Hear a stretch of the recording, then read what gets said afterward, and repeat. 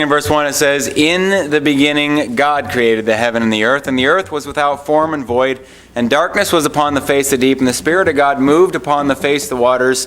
And God said, Let there be light, and there was light. And God saw the light, that it was good, and God divided the light from the darkness, and God called the light day, and the darkness he called night, and the evening and the morning were the first day." Let's go ahead and pray. You can go ahead and be seated.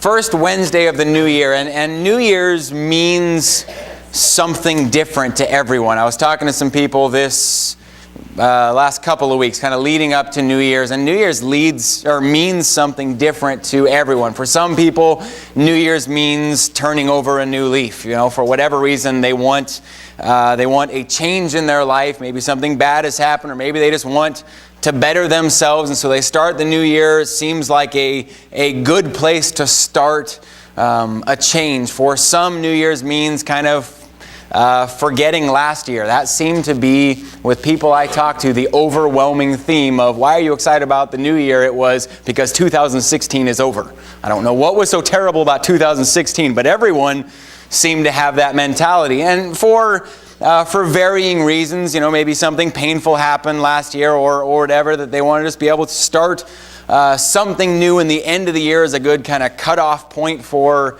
that. And for some people, New Year's means resolutions. I wouldn't say that I'm necessarily anti-resolutions. I just don't ever make them.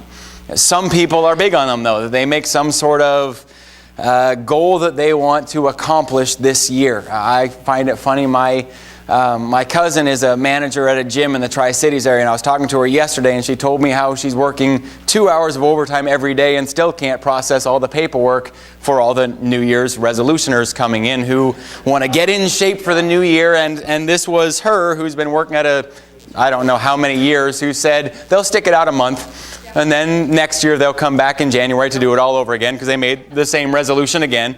But for some, that's what New Year's means. It means some resolution, something that they want to accomplish that year. Some here tonight might say that New Year's to them means another year to serve God better, or to grow closer to Him. That this year they're going to read their Bibles faithfully, or be in church more, or serve in some ministry, witness, whatever it may be. To everyone, New Year's means something different.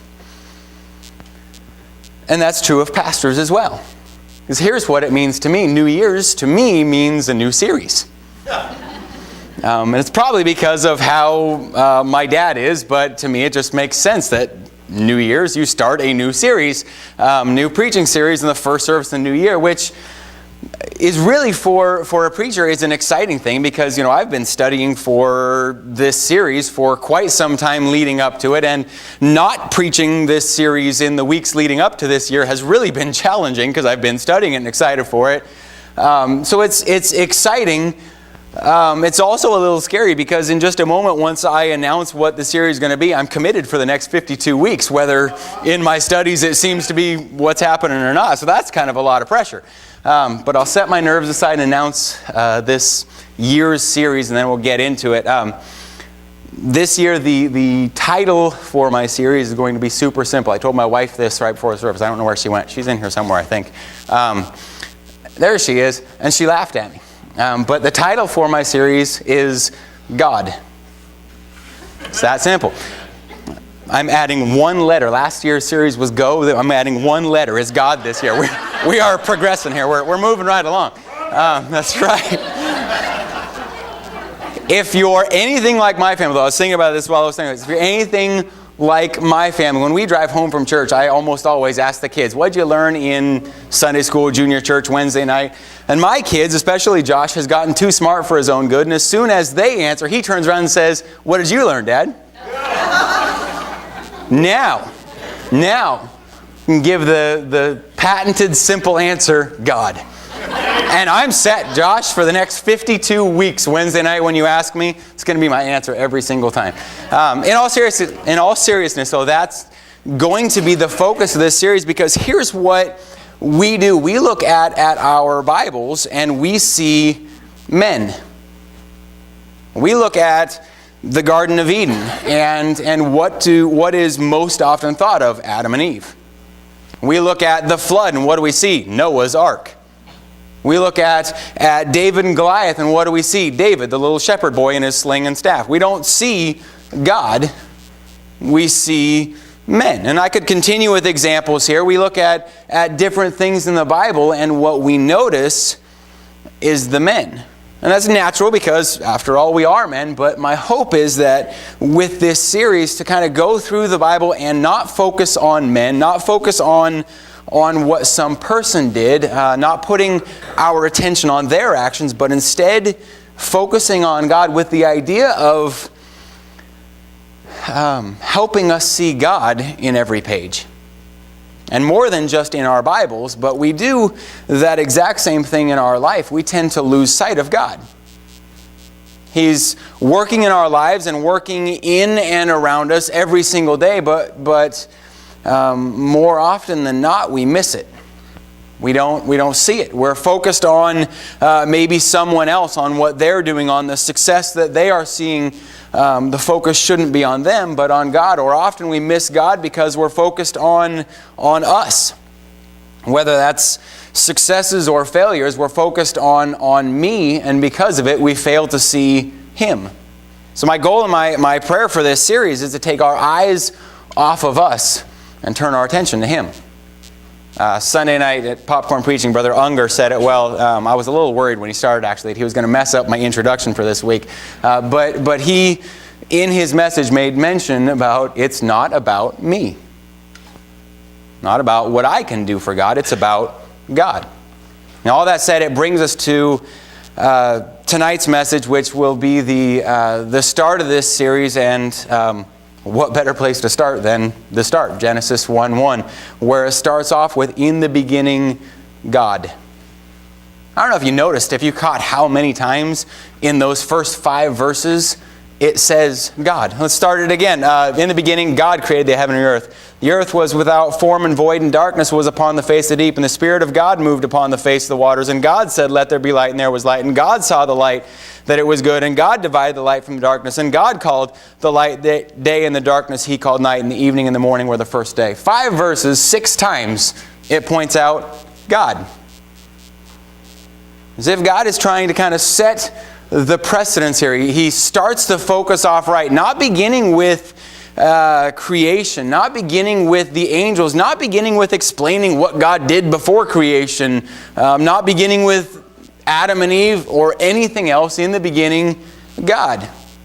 Setting the focus right off the start, which is a theme we see throughout chapter 1. Again, I mentioned 6 times in the first 5 verses.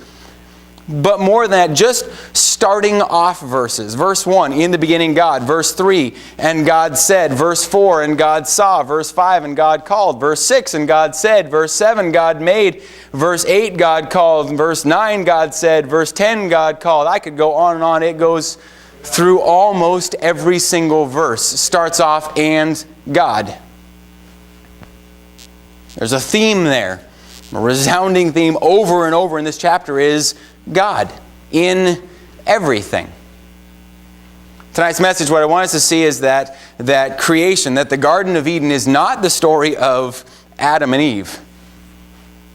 They were a part of it, but they were just a part of what God did. It's not even the story of the fall of man. And again, that's something that plays a big role in it, but that's not the focus, or at least it shouldn't be what we focus on. The focus is God in everything. So tonight I have 3 areas that I want us to focus on a little bit this evening in this creation and Garden of Eden time frame, and focus on God. The first is God in creation. I went through some of the verses, the start of chapter 1. I didn't go through all of them.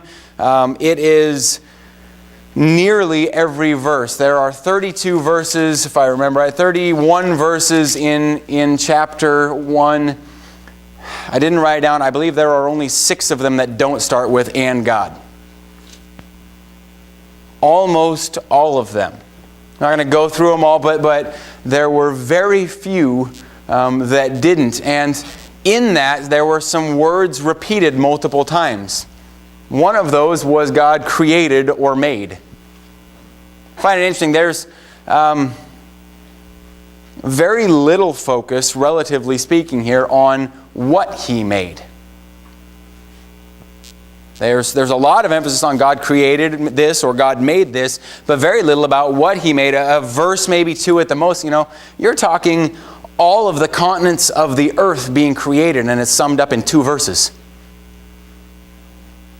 You think of the outside beauty, things like Mount Rainier, which we have here, or Multnomah Falls, the wonders of the world, all summed up in verse 9. God said, "Let the waters under heaven be gathered together unto one place, and let the dry land appear," and it was so. All summed up in verse 9. Or on the 5th day, when He made everything that lives in the water and in the air, and its only mention is a few verses long, because the focus wasn't meant to be on the whales. Focus wasn't supposed to be on the mountains or the rivers or the waterfalls, animals, plants, trees, whatever. The focus was meant to be on that God made it.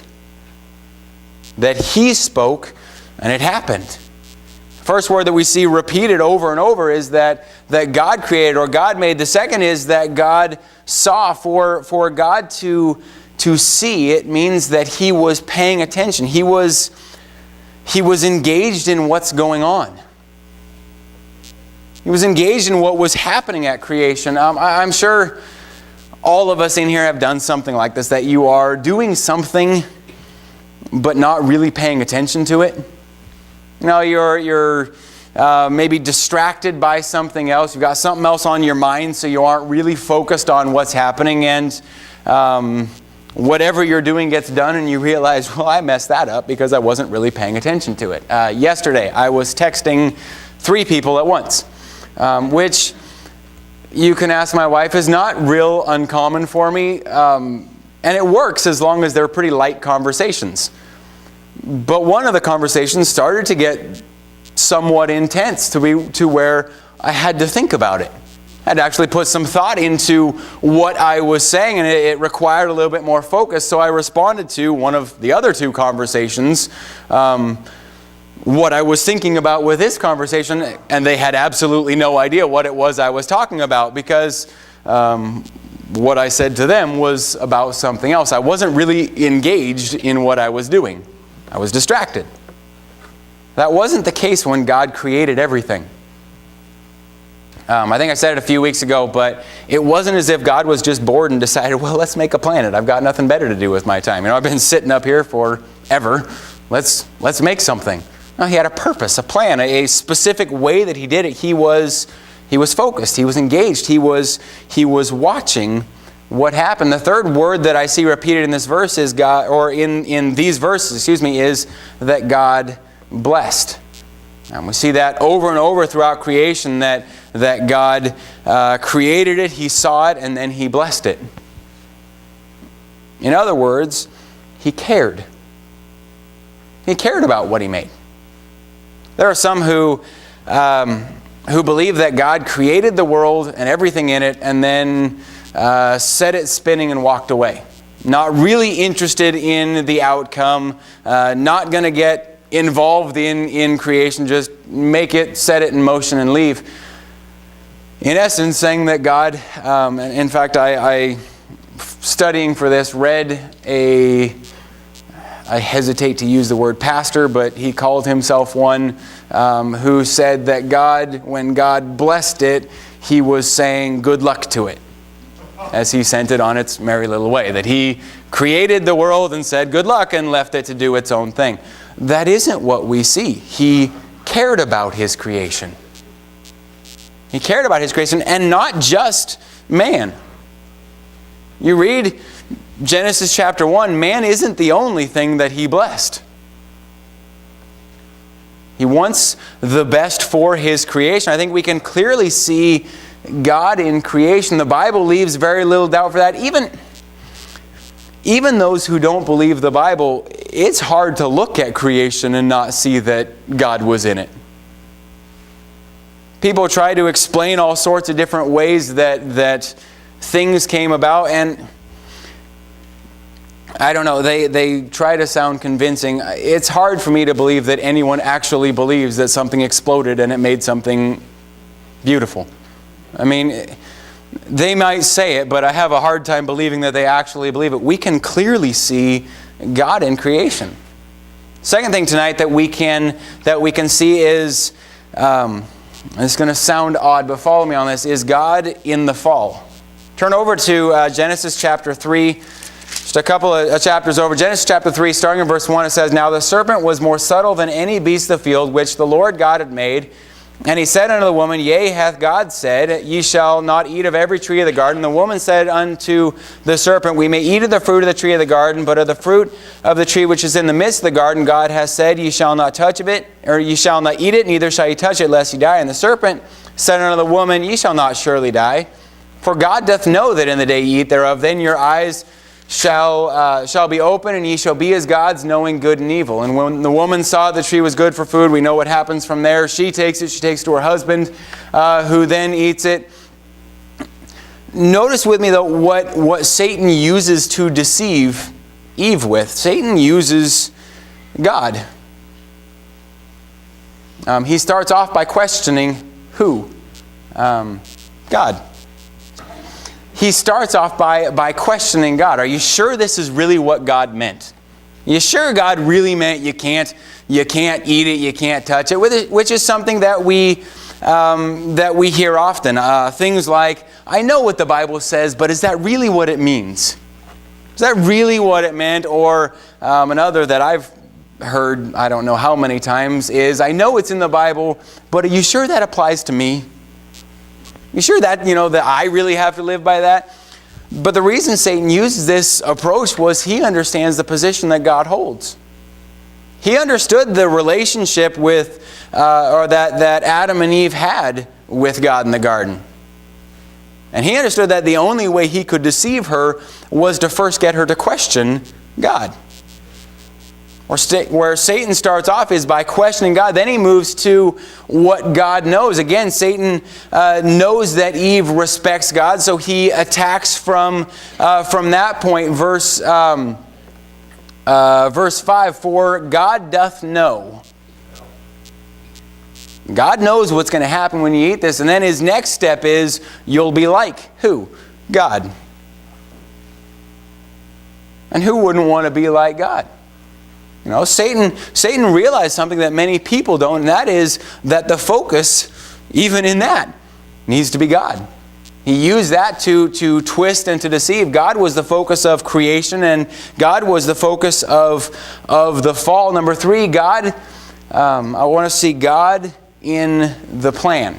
Look down to chapter 3, verse 14 and 15. It says, And the Lord said unto the serpent, Because thou hast done this, thou art cursed above all cattle, and above every beast of the field. Upon thy belly shalt thou go, and dust shalt thou eat all the days of thy life. And I will put enmity between thee and the woman, and between thy seed and her seed, and it shall bruise thy head, and thou shalt bruise his heel. This is a very familiar passage. The first time that we get to hear God's plan for salvation, he's explaining to Satan what's going to happen. And God's plan was God. His plan was his son. He didn't leave man to figure it out on his own. He didn't tell Adam that he better figure something out to appease his anger. He didn't say, someday a person will find a way to make up for what you did here. God says, you've sinned, I'll take care of this. Once again, making it so the focus was not on man. The focus wasn't on what we could do, but instead on what he has done. Remember, not of works of righteousness. The focus was on him. Genesis 1 through 3, there are a lot of things that the focus could be on. A lot of things that the focus could be on. You start going down the list. A person could focus on, I mentioned this a moment ago, what was God doing before he created? I've heard people spend countless hours trying to figure out what God did before there was time, which is just a waste of time. But tons of, I have heard people arguing, which also seems funny to me, because no one has any proof anyway at all, but they're arguing over what they believe God did before there was time, as if for some reason it mattered. And a person could focus on that. And a person could focus on the creation itself, the different things that He made. And people do focus on that. Basically everything on the list, and even more than that, subcategories of the things that God created, people devote their lives to studying it. I mentioned sea life. God spent one verse talking about how, and really not even a verse, because He split it between the sea life and the fowl of the air. So a half a verse talking about sea life. Looked it up this week. There has been a such thing as a marine biologist since 1200 BC. Since 1200 BC, people have been spending time trying to figure out the creation. A person could focus on that. A person could focus on the fall. Why was Eve deceived? Why did Adam, knowing it was wrong, follow his wife's lead? I have, again, hearing people argue goofy things. Where was Adam when his wife was deceived? What does it matter? But, things like that. What would have happened if Adam and Eve wouldn't have sinned? Would we still be in the garden today? Would someone have sinned between now and then? A person could focus on all sorts of different things, and again, people do. They allow all those things to be a distraction, when in reality the focus ought to be God. Which kind of brings the thought to here, where is your focus? It's kind of trying to set the scene for the year and for this series. Where is your focus when you're looking at the Bible, but also when you're looking at your life? What do you see? Because let's be honest, in the United States of America, most of the time we look at our lives and we see, I raised, I worked, I made, I did, I this, I that, fill in the blank, but we see I. My accomplishments, my possessions, my kids, my whatever. Or do you look and see God saved, God changed, God worked, God gave, God? If the focus of your life is on you, I'll just put it real simply. If the focus of your life is on you, then you're looking the wrong place. If your focus is on I, then you're looking the wrong place. Have you ever been looking for something and it's right in front of your face, but you're looking the wrong place so you never see it? I mean, every one of us guys, you may not be answering, but I know every one of us has been in that position where our wife has said, it's right here, and you go look right there, and it's not there, and you come back, I looked, it's not there, and she walks in, and it's right there. My wife and I had that. She had told me to get something. It was when we were first married, and she said, it is on the dryer.